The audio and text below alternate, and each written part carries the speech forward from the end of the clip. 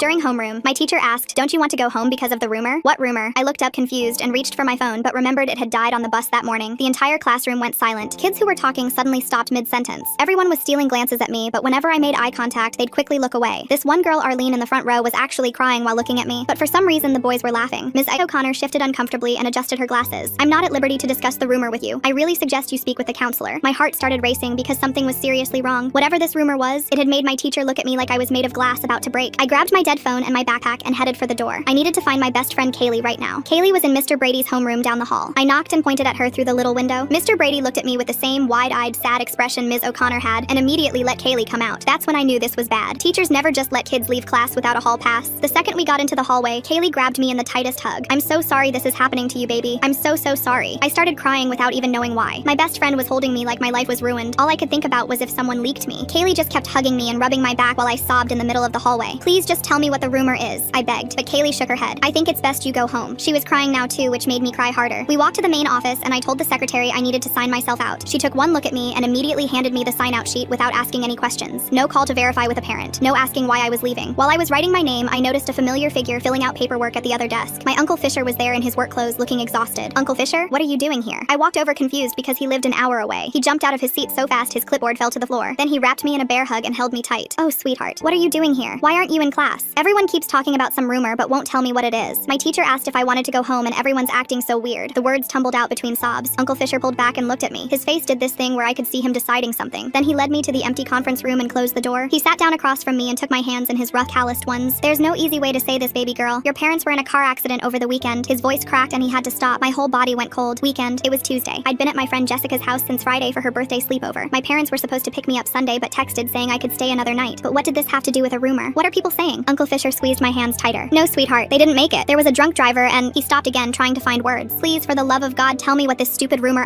I whispered, even though I didn't want to know anymore. He looked sick having to tell me. "Someone at the scene shared a video. Your mom, in the accident. Her head, it was dangling off her neck. In the video, she was still conscious for a moment and was still singing that Sabrina Carpenter song you two always played in the car. Matcha or something. It's espresso," I told him as I ran out the conference room.